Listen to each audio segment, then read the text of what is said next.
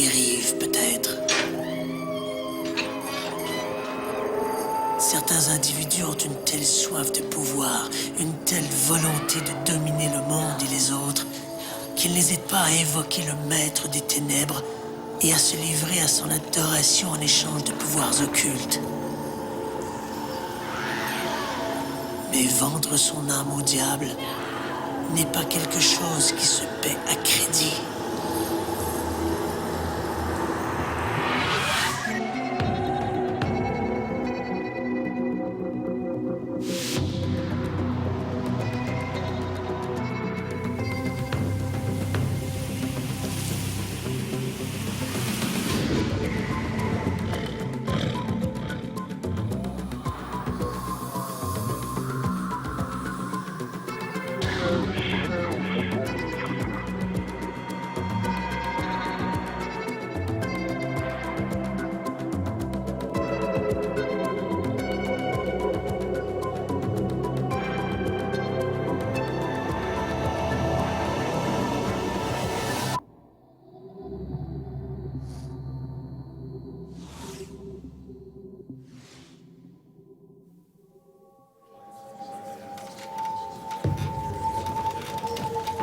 Dans la salle du tribunal, de nombreuses personnes se bousculent pour être aux premières loges.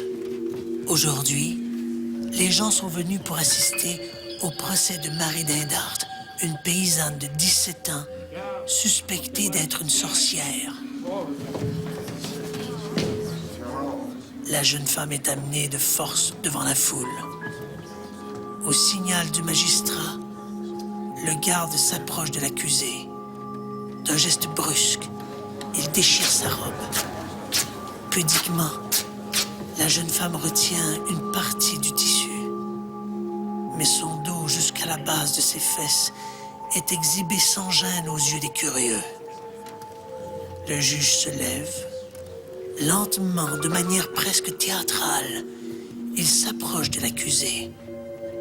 Dans ses yeux brille une étrange lueur perverse.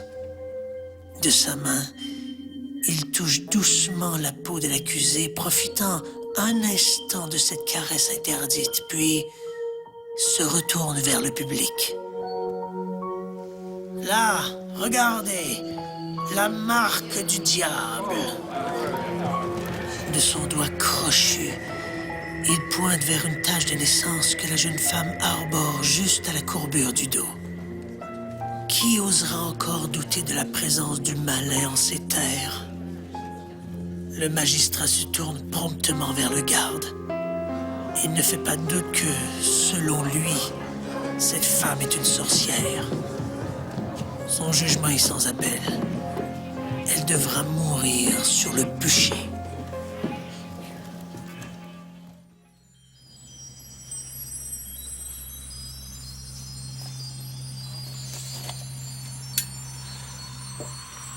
Les hommes ont toujours essayé d'agir sur leur destin. Certains n'ont pas hésité à faire appel aux forces des ténèbres, de la sorcellerie au satanisme. La magie n'est-elle qu'une utopie?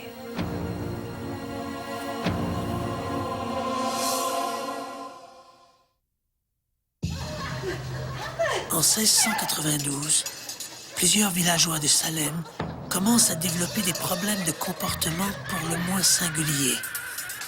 Certains souffrent de convulsions sporadiques et tiennent des propos sans suite, grossiers et même blasphématoires. D'autres affirment être piqués par des aiguilles invisibles. L'affaire a de quoi inquiéter, d'autant plus que la fille du révérend Samuel Parris, l'éminence grise de Salem, est au nombre des victimes. On accuse bientôt le diable d'être le responsable de ces maux. Dans la foulée, on cherche à Salem les agents du malin et, dans les mois qui suivent, au moins 141 personnes seront arrêtées pour pratique de la sorcellerie. En août 1992, une adolescente de 15 ans, Dora Siropoulou, monte en voiture avec Dimitra Marietti. Ensemble, elles roulent jusqu'à une usine désaffectée de la banlieue d'Athènes où les attendent Assimakis Katsoulas et Manos Dimitrokalis. L'adolescente n'est pas sans savoir que ces trois individus appartiennent à un petit groupe satanique qui compte une vingtaine de membres.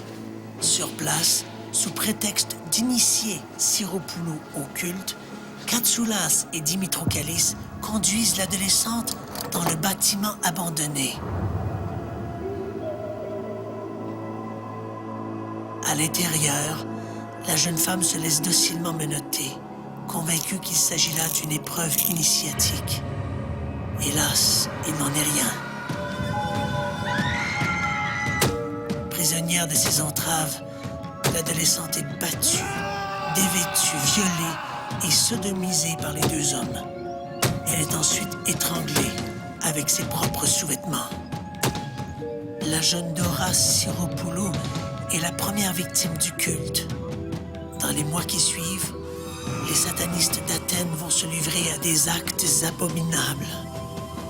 Katsoulas, Dimitrokalis et Marietti seront arrêtés en décembre 1993. À leur procès, d'anciens membres du culte raconteront dans les moindres détails ces actes inqualifiables. Ils seront condamnés à des peines maximales de réclusion à perpétuité. Nathan Brooks a peu d'amis. Il s'habille toujours en noir et ne cache pas ses intérêts pour l'occulte et la magie noire. Il se définit lui-même comme un adepte du satanisme, une philosophie qui, dit-il, doit lui ouvrir de nouvelles perspectives. Par définition, le satanisme est le culte de Satan et c'est un concept judéo-chrétien, d'autres religions ayant différentes incarnations du mal. Pour les gens qui pensent en termes religieux, Satan est censé être le maître des ténèbres, mais certains satanistes diront que Satan est le maître de ce monde-ci. Une partie du débat concernant le satanisme est la possibilité que certaines personnes croient qu'il y a une force du bien et une force du mal, et que cette force du mal est actuellement en contrôle de notre monde. En conséquence, l'argument veut que ceux qui vouent un culte à Satan le font parce qu'ils veulent un pouvoir, un succès ici-bas. Ils veulent le pouvoir, la drogue et l'argent dans cette vie-ci. Et c'est exactement ce que souhaite Nathan Brooks. À la tombée du jour, il lui arrive de se rendre dans une maison désaffectée à la sortie de Bel Air, en Ohio, où il a aménagé un petit hôtel pour y célébrer des messes noires. On raconte qu'il se plaît à tuer et à torturer des animaux. Le 30 septembre 1995, l'adolescent juge que le moment du grand sacrifice est venu. Vers minuit, il se glisse dans la chambre de ses parents, muni d'une hache. Il frappe sa mère à la tête et abat son paternel d'une balle au visage. Il retourne ensuite au sous-sol où il prend une scie à chaîne pour trancher la tête de son père qu'il compte utiliser dans un rituel. Le lendemain, le frère Benjamin de Brooks fait la macabre découverte. Dans la chambre de Nathan, les policiers trouvent un bol dans lequel l'assassin a déposé un masque en caoutchouc. À l'intérieur du masque, les agents découvrent la tête de John Brooks. Nathan Brooks purge actuellement 2 peines consécutives de 25 ans d'emprisonnement pour ses crimes.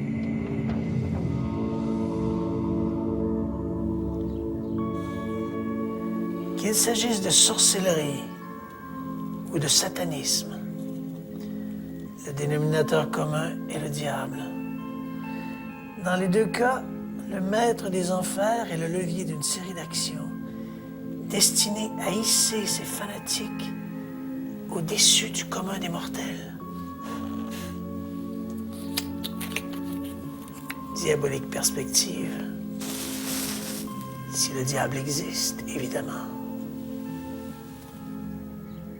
Il est difficile de faire un historique de la sorcellerie occidentale, en opposition par exemple à la sorcellerie africaine qui, elle, constitue un courant magico-religieux ininterrompu depuis des millénaires. L'exercice est d'autant plus difficile que la sorcellerie s'alimente d'une foule de religions païennes à travers lesquelles les adeptes croient pouvoir contrôler ou à tout le moins influencer les forces de la nature. Mais disons qu'avec l'avènement du christianisme en Europe et son triomphe sur le paganisme, la sorcellerie est redéfinie comme un commerce avec le diable. On prête aux adeptes, surtout des femmes, des pouvoirs extraordinaires. Elles peuvent jeter des sorts et des maléfices. Elles peuvent faire périr des animaux et des récoltes. Elles peuvent rendre stériles les femmes ou impuissants les hommes. Elles peuvent aussi répandre des maladies comme la peste ou provoquer des catastrophes naturelles comme des déluges ou des tremblements de terre. Pour l'Église et son tribunal ecclésiastique, qui est l'Inquisition, ces actions portent l'empreinte du diable et elles doivent être réprimées. Au 15e siècle, les autorités laïques et ecclésiastiques condamnent le crime de la sorcellerie. Pactiser avec le diable est une hérésie et, pour la toute-puissante Église catholique, l'hérésie est un crime punissable de la peine de mort. L'Inquisition en tant que telle, ce qu'il faut comprendre, c'est une réaction de l'Église sur des déviances, qu'elle nomme elle-même des déviances. Donc, on parle, par exemple, d'Inquisition cathare, d'Inquisition vaudois, et le phénomène de la chasse aux sorcières, qu'on appelle une hérésie, est aussi une Inquisition. Donc, l'Église voit des choses qu'elle juge comme parallèles à ce qu'elle fait, à ce qu'elle veut imposer comme doctrine en tant que telle dans l'ensemble de la catholicité. Et elle intervient durement, évidemment, auprès de ce qu'on nomme ces hérétiques-là. Donc, pour en soi régler le problème, on parle de régler le problème, c'est-à-dire les éliminer d'une façon souvent assez drastique. En 1486, paraît sous la plume de 2 inquisiteurs dominicains le Marteau des sorcières, un code destiné à guider les inquisiteurs dans leur lutte contre la sorcellerie. Pour les auteurs du Marteau des sorcières, les principaux instruments du diable sont les femmes, tentatrices par excellence. Ces filles d'Ève portent le stigmate du péché originel. Elles sont l'incarnation du mal et ne sont destinées qu'au mal.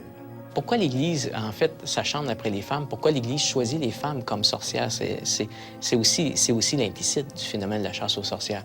Évidemment, les réponses sont théologiques. On souligne les textes théologiques, la Genèse, si vous allez lire la Genèse, où on lit, d'une façon littérale, c'est écrit que c'est la femme qui a péché, c'est la femme qui s'est donnée au diable, finalement, dans la Genèse.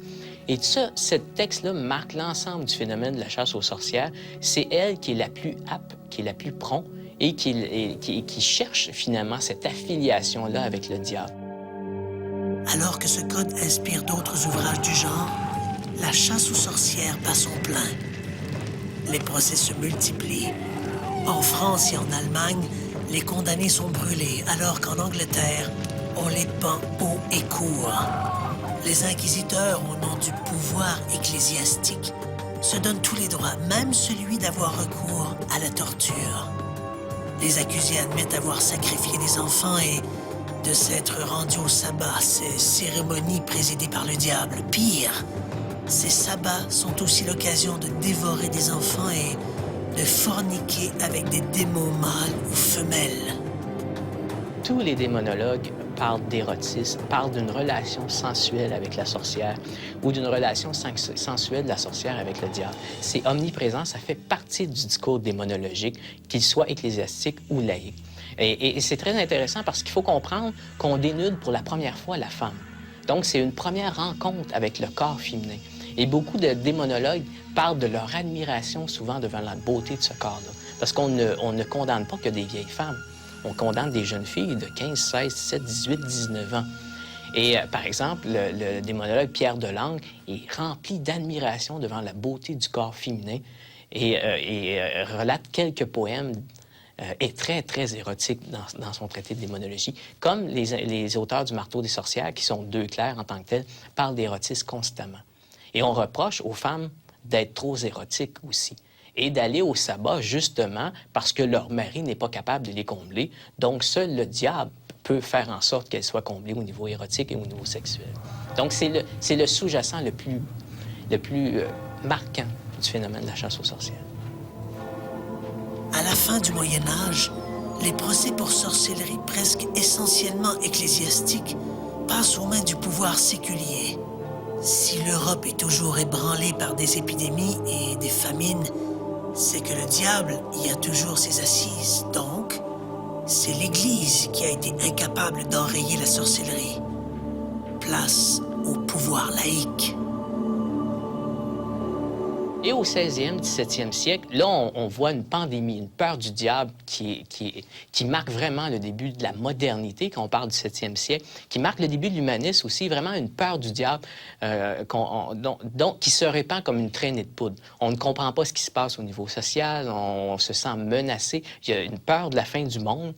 Et cette peur de la fin du monde-là, ça prend nécessairement des responsables, des coupables. Évidemment, on trouve, selon les textes théologiques de l'époque, que ce sont les femmes, les alliés de Satan en tant que tels. Et là, on parle vraiment... On reprend le discours théologique, mais c'est la juridiction laïque qui poursuit les hérétiques, qui poursuit les sorcières. Et là, on va jusqu'au 17e, encore une fois, avant que ça commence à s'atténuer. Donc, c'est vraiment 16e, 17e siècle, la grande chasse aux sorcières. Des inquisiteurs civils parcourent villes et campagnes. En 1608, l'un des plus zélés d'entre eux, le magistrat Pierre de l'Ancre, est envoyé au Labour pour y nettoyer le pays de ces adorateurs du diable. Au nom du roi de France, Henri IV, de l'Ancre fait torturer et brûler des centaines de jeunes et jolies paysannes. L'inquisiteur, la première chose qu'il fait, avec l'aide des médecins qui participent à l'Inquisition, c'est de dénuder la femme, de la raser complètement et de chercher la marque du diable.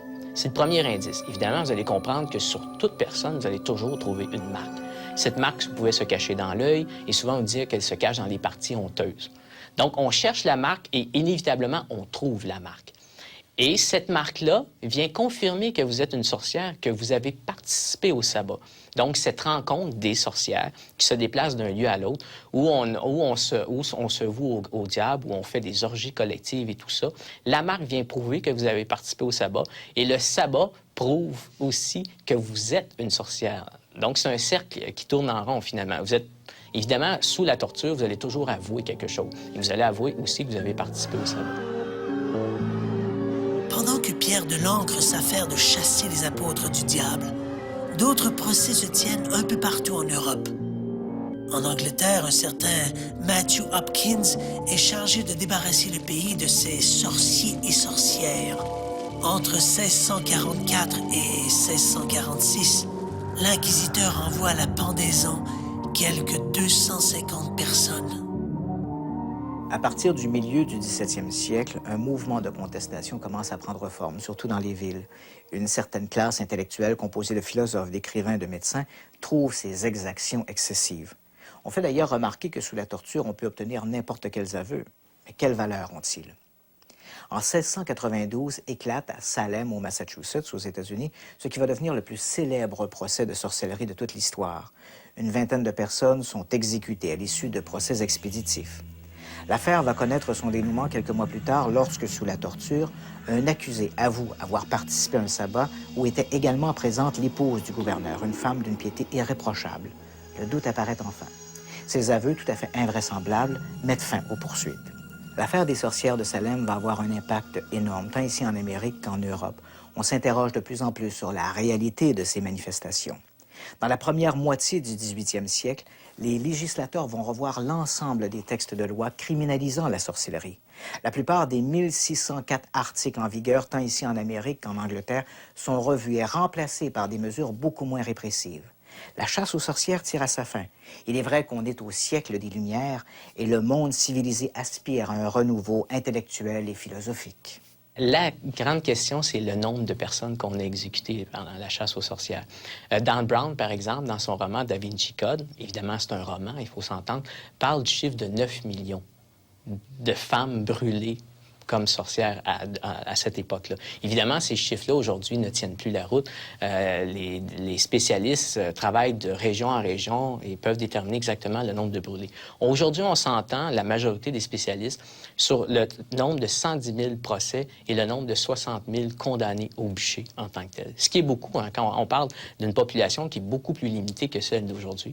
Et la majorité, évidemment, ce sont des femmes. À 80 % des fois, c'est une femme qu'on accuse comme sorcière. Si la fin des procès pour sorcellerie met de l'ordre dans cette incroyable folie collective, elle n'en élimine pas pour autant la présence du diable. Le maître des enfers va continuer à alimenter l'imaginaire sous d'autres formes, poussant même certains individus à commettre des actes abominables. Le 12 avril 1984, aux petites heures du matin, un rôdeur s'introduit dans la riche maison d'Arthur Irwin à Scarborough, en Ontario. En silence, l'inconnu fait le tour de toutes les pièces, volant par-ci, par-là quelques babioles. Au sous-sol, il tombe sur la carabine d'Irwin qu'il charge à bloc. Il remonte ensuite à l'étage et abat Arthur Irwin et son épouse Joyce d'une balle dans la tête. Il abat également leur fillette en lui tirant une décharge à la poitrine. Il retourne enfin dans la chambre des maîtres, où il tranche la tête d'Arthur Irwin. Beaucoup plus tard, cette même journée, une femme téléphone à la police locale. Elle explique que son fils, un adolescent, lui a avoué que durant la journée, il avait été convié par un collègue de classe, un certain Scott Matters, à une sorte de tour macabre dans une résidence de Scarborough où gisaient 3 cadavres, dont un homme décapité. Lorsque les enquêteurs arrivent à la résidence des Irwin, ils ne peuvent malheureusement que constater l'horreur du crime. La mort des victimes remonte déjà à ce moment-là une quinzaine d'heures. Les policiers se rendent donc ensuite à l'appartement des Matters pour y cueillir le jeune assassin de 15 ans. Durant son interrogatoire, l'adolescent raconte spontanément qu'après les meurtres, il s'est rendu dans un centre commercial où il s'est fait percer les oreilles. Il avoue vouer un culte au diable et également à la mascotte du groupe Iron Maiden, Eddie.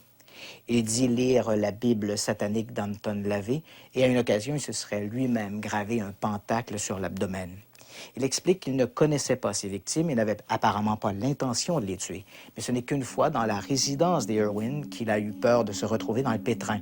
Et ce n'est qu'à ce moment-là qu'il a décidé d'abattre toute la famille et de trancher la tête d'Irwin pour plaire au diable. Dans les campagnes contre les sorcières, il est certain que les crimes commis au nom du diable tenaient plus de l'imaginaire que de la réalité. Mais dans l'affaire de Scott Matters, on ne parle plus d'imaginaire. Les crimes sont malheureusement bien réels et s'inscrivent dans une catégorie à part, les crimes sataniques. Au Moyen Âge et à la Renaissance, ces crimes étaient tout à fait rarissimes. Le 20e siècle a changé tout cela. Le 6 juillet 2001, en Allemagne, Frank Ackert se présente au domicile de Daniel Ruda, un collègue de travail. Ruda l'a invité à une soirée pour célébrer son récent mariage avec Manuela, une jeune Anglaise. Les Ruda sont tout sauf un couple conventionnel. Tous deux se décrivent comme des vampires et des satanistes. Ackert a à peine le temps de franchir le seuil que Daniel Ruda le frappe à la tête avec un marteau. Il prend ensuite un couteau et poignarde le commis à demi inconscient. Il le frappe méticuleusement, comptant chaque coup, 66 coups. Manuela prend ensuite un scalpel et grave un pentacle sur l'abdomen du défunt. Les assassins boivent aussi le sang de la victime et font l'amour à moins d'1 mètre du cadavre. Quelques jours plus tard, les autorités ouest-allemandes investissent l'appartement des Ruda. Le couple maudit a quitté les lieux depuis peu. Les policiers trouvent des crânes humains et des scalpels. Dans une chambre du fond, les agents tombent sur le cadavre en partie décomposé de Frank Ackert, un scalpel toujours planté dans l'abdomen. Les Ruda seront arrêtés quelques jours plus tard. À leur procès, les Ruda ne manifestent aucun remords.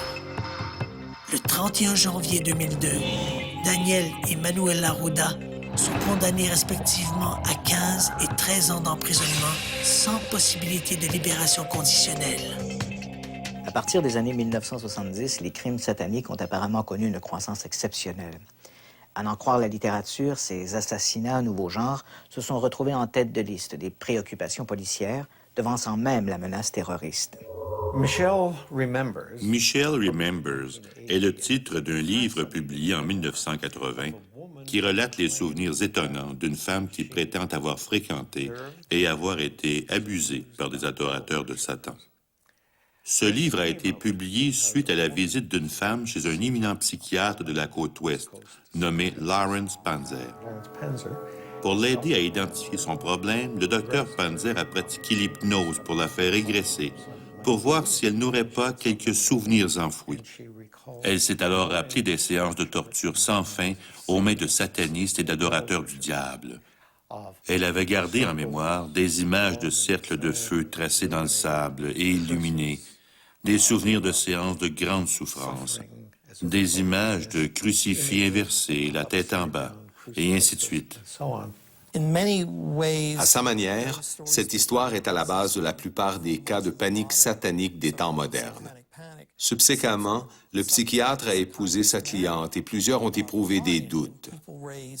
Des chercheurs indépendants ont enquêté sur divers aspects de l'histoire racontée par Michel et qui apparaissent dans son livre. Ils ont conclu que ces événements ne pouvaient pas s'être produits, que le récit était tout simplement inexact. Au lendemain de la publication du livre Michel Remembers, l'existence de ces groupes sataniques et leurs macabres rituels sont hissés au rang de menaces secrètes. Les rumeurs sont colportées comme des vérités. Selon certains groupes religieux fondamentalistes, les adorateurs du diable sont partout, infiltrant les écoles, les centres d'enfance, les grandes multinationales et même les agences gouvernementales. Au cours des années 1980 et 90, il y a eu de très nombreuses allégations, surtout dans notre monde occidental, Australie, Nouvelle-Zélande, Canada, États-Unis, Grande-Bretagne, Irlande, à l'effet que des meurtres rituels étaient perpétrés au nom de Satan. D'après les rumeurs, ces crimes impliquaient des pratiques horribles, cannibalisme, torture d'enfants, agressions sexuelles, ondinisme, sacrifice d'animaux et ainsi de suite. Dans certains pays, on a enquêté sérieusement sur ces crimes. En 1989, pour connaître l'ampleur et la réalité de ces soi-disant crimes sataniques, le FBI demande à l'un de ses enquêteurs spécialisés dans les affaires d'abus sur les enfants de faire toute la lumière sur ces rumeurs. Pendant des mois, Kenneth Lanning va suivre toutes les pistes, revoir l'ensemble des accusations et des allégations. Personne avant lui ne s'était intéressé d'aussi près aux activités de ces soi-disant groupes sataniques. Aux États-Unis, on compte 2 églises principales qui se définissent comme sataniques.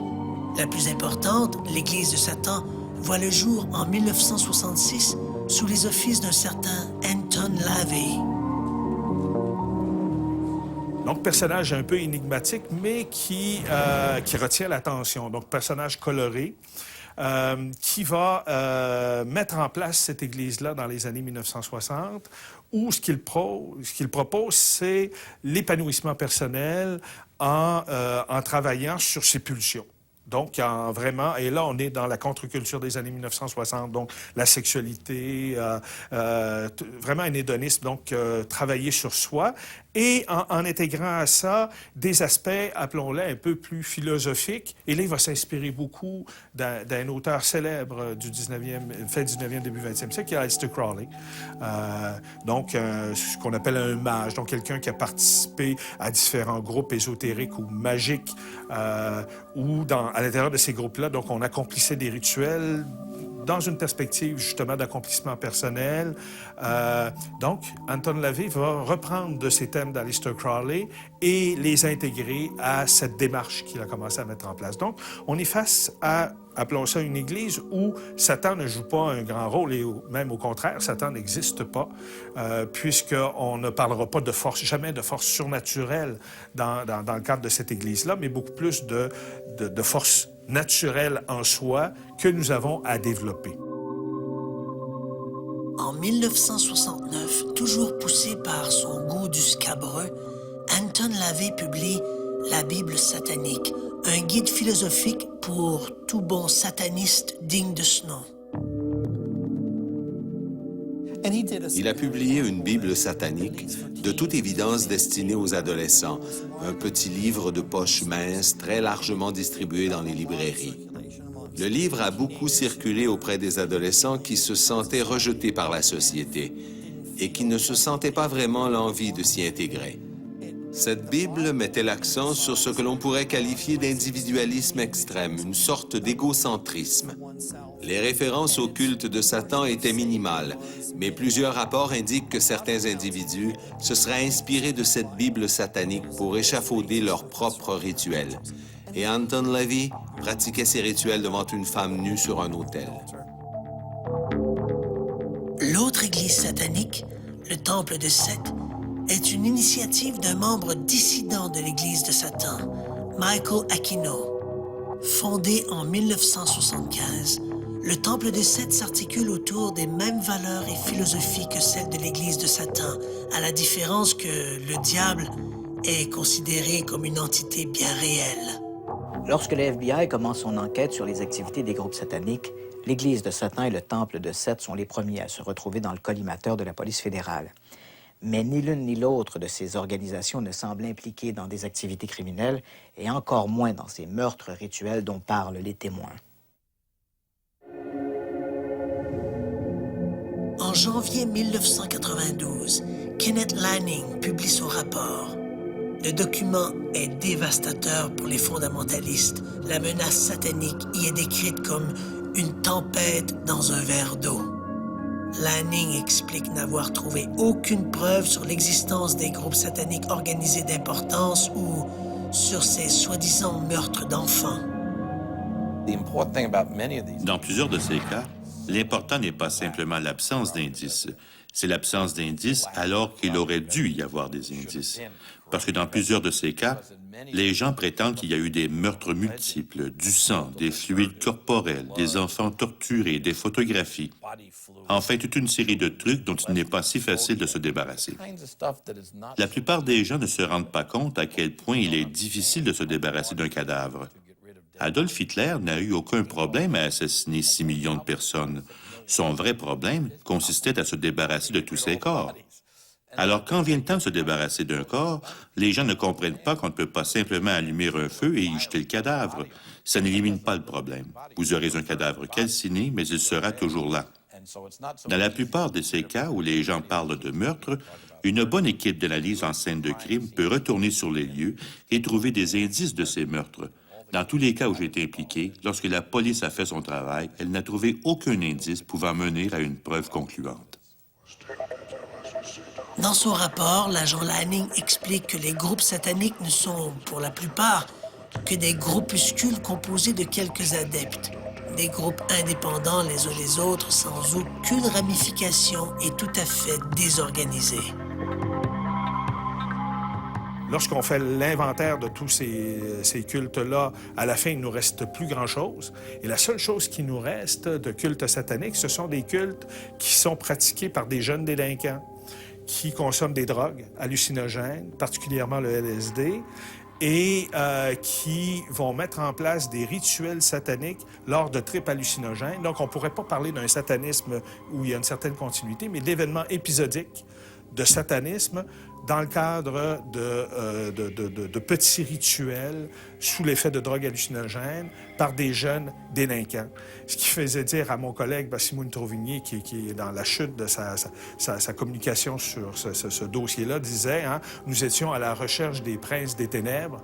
Nous n'avons trouvé que de pauvres diables, disait-il. » Si certains crimes, explique Lanning, semblent en effet porter la marque du diable, ceux-ci sont généralement le fruit d'individus solitaires, désaxés et souvent plus motivés par la haine et la vengeance que par un réel désir de plaire au maître des enfers.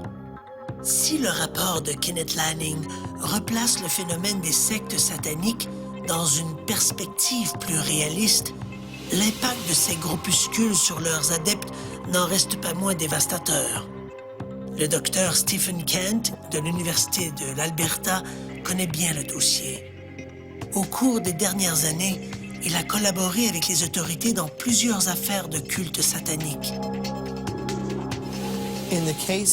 Dans les cas où j'ai directement participé à l'enquête avec la police, nous n'avons jamais eu suffisamment d'indices pour porter des accusations. Dans certains cas, toutefois, il y avait un certain niveau d'indices, à tout le moins suffisant pour confirmer certains témoignages. Le plus bas niveau est le témoignage personnel, la personne qui dit « Voici ce qui m'est arrivé ». Mais parce que les témoignages ne sont pas fiables, il y a beaucoup de recherches qui sont basées sur la mémoire des témoins. Nous savons que la mémoire est un outil parfois déficient. Beaucoup de difficultés sont rattachées au processus de perception, de stockage, puis de réactivation et d'interprétation des souvenirs. Le souvenir qu'une personne peut avoir d'un événement peut constituer un indice, mais c'est un indice très peu fiable. Dans plusieurs cas, le témoignage était corroboré par un membre de la famille. Mais là encore, on peut avoir affaire à une sorte de contamination. Dans un cas particulier, j'ai eu affaire à un témoignage corroboré par quelqu'un qui n'était pas de la famille. Une femme qui m'a dit avoir été impliquée dans le même genre de rituel. Dans ce cas précis, nous avons malheureusement eu affaire à une mauvaise enquête de police. Mais la femme m'a donné accès à son dossier médical, de sorte que j'ai pu voir des photographies médicales de brûlures qu'on lui avait faites sur le col de l'utérus, qu'elle prétendait avoir été faites par un leader satanique. J'ai ces photos. Nous ne savons pas comment ces brûlures se sont produites, mais c'est peut-être un début de preuve. Dans un autre cas, plusieurs membres d'une même famille, d'âges différents, sont venus me voir pour m'apporter leur témoignage. Il ne s'agit pas d'un manque d'indices, mais les preuves suffisantes pour porter des accusations manquent. Chaque année, lors des solstices d'hiver et d'été, des centaines de personnes se réunissent autour de Stonehenge, en Angleterre. Tous ont fait le voyage vers ce légendaire site mégalithique pour y voir le soleil se lever entre ces immenses arches de pierre dressées selon un alignement astronomique. Parmi ces visiteurs se trouvent des hommes et des femmes habillés de longues tuniques blanches. Ce sont des druides et se réclament d'un mouvement magico-religieux de l'ancien monde celte. Les druides de l'Antiquité adoraient les dieux de la nature et croyaient en la réincarnation. Ils ont été persécutés par l'envahisseur romain qui les considérait comme de véritables sauvages, puis ensuite par l'Église qui jugeait leurs activités comme hérétiques. Malgré cette persécution, les druides ont quand même réussi à survivre dans la clandestinité jusqu'à nos jours. Mais ce ne sont pas les seuls survivants de ces chasses aux sorcières. À Salem, théâtre du plus célèbre procès de sorcellerie de l'histoire, une poignée d'hommes et de femmes arborant un pentacle se réunissent également lors d'événements sporadiques. Solstice, équinoxe, phase lunaire, etc. Dans un champ un peu en retrait de la ville, ils participent à des réjouissances et à des danses rituelles. Leur maître de cérémonie n'est nul autre que Laurie Cabot, la sorcière officielle de Salem. C'est en 1977 que cette dernière a reçu son titre des mains du gouverneur de l'époque, Michael Dukakis. Cabot affirme posséder certaines habiletés psy et une mémoire génétique qui la relierait à des sorcières de l'Antiquité.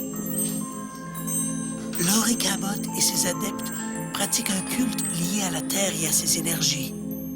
On rend hommage à la nature et à ses dimensions spirituelles et ésotériques. On ne pactise plus avec le diable et on ne jette plus de mauvais sorts.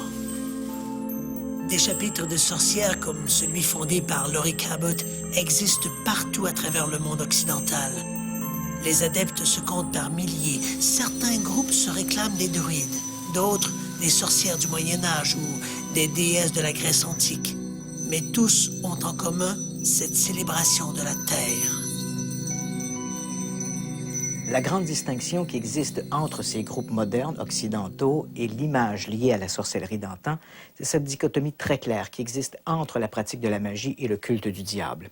Si au Moyen Âge et à la Renaissance, les sorciers et sorcières étaient suspectés de pactiser avec les forces des ténèbres, cette affiliation n'existe plus de nos jours. Le culte du diable est à présent l'affaire des satanistes qui n'ont aucun lien avec les adeptes de ces cultes dits néopaganistes.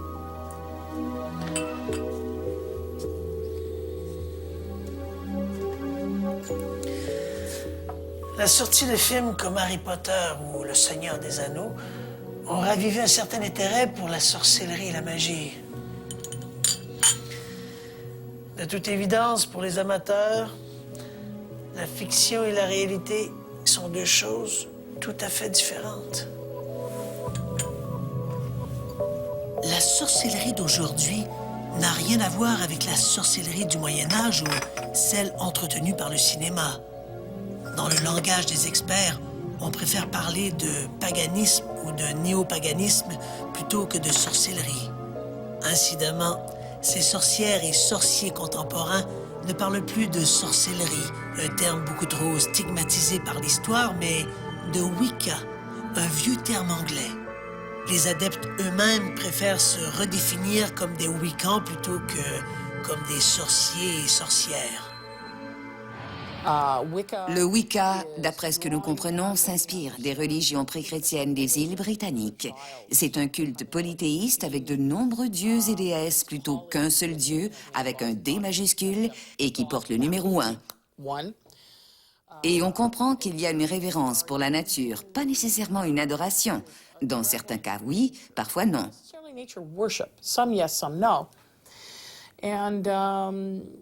Et on assiste à certaines pratiques qui se tiennent davantage la nuit que le jour. Il n'y a pas de bâtiment unique, comme on peut aller à l'église ou à la mosquée. C'est pré-chrétien et c'est devenu très, très populaire. C'est une famille de religions, une croyance qui croît très rapidement au Canada, aux États-Unis et en Europe. La Wicca, c'est aussi tout ce folklore des potions magiques et des filtres d'amour. Uniquement ces dernières années, on a vu se multiplier une quantité incroyable de livres et de guides de magie blanche. Toutes ces publications nous offrent une foule de recettes pour séduire l'être aimé, pour chasser les indésirables ou même pour favoriser la chance. Il est à peu près impossible de retracer les origines du mouvement moderne de la Wicca. Néanmoins, lorsque l'on essaie de remonter aux origines de la Wicca, un nom s'impose rapidement comme le géniteur de la sorcellerie moderne, Gerald B. Gardner. Gerald B. Gardner est loin de faire l'unanimité. Plusieurs critiques le voient comme un opportuniste, un peu escroc. L'importance qu'il accordait à la nudité dans ses rituels lui ont valu des attaques virulentes de la part de ses adversaires. D'autres, au contraire, loin de s'en offusquer, l'ont hissé au rang du plus grand des sorciers modernes.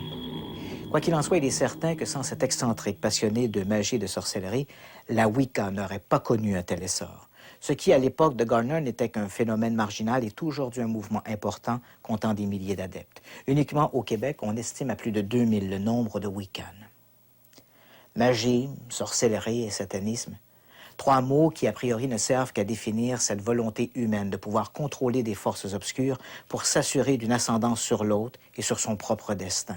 Un mélange de superstition et de religion. Mais historiquement parlant, le point d'ancrage de ces doctrines est beaucoup moins surnaturel. Il se réduit à un seul mot, la peur. La peur que les femmes et les marginaux ont toujours suscité auprès des pouvoirs établis, qu'ils soient ecclésiastiques ou séculiers. La peur de l'autre, la peur de l'inconnu. Au Moyen Âge, devant la montée des sociétés matriarcales, l'Église s'est senti le besoin de réagir. Il y avait péril en la demeure. La peur du diable était authentique, mais la peur que suscitaient les femmes était malheureusement beaucoup plus présente. Aujourd'hui, la chasse aux sorcières est-elle vraiment chose du passé? Lorsque les femmes doivent se voiler pour ne pas devenir, malgré elles, un objet de tentation, n'est-ce pas un peu l'antichambre de ces bûchers du Moyen Âge? Quand on pratique l'excision sur des fillettes pour mieux contrôler leur sexualité, n'est-on pas en train de se substituer à tous ces pierres de l'encre de la Renaissance? On oublie encore trop souvent que l'un des plus grands génocides de l'histoire a eu pour victime les femmes. Uniquement durant les chasses aux sorcières de la Renaissance, près de 100 000 d'entre elles ont été envoyées au bûcher. Depuis des siècles, le monde chrétien a fait des femmes des citoyennes de deuxième zone, les persona non grata, d'un pouvoir que l'on souhaitait exclusivement masculin. Aujourd'hui, des mouvements comme la Wicca leur redonnent cette place qui leur revient dans l'évolution spirituelle de l'humanité. Mais c'est encore si peu. L'Église a fait du diable son ennemi public numéro 1. La société, les désaxés, les terroristes l'ont utilisé pour justifier leurs actions. Mais le diable n'est peut-être qu'un vulgaire usurpateur. une façade derrière laquelle se cache son ultime rival. L'homme.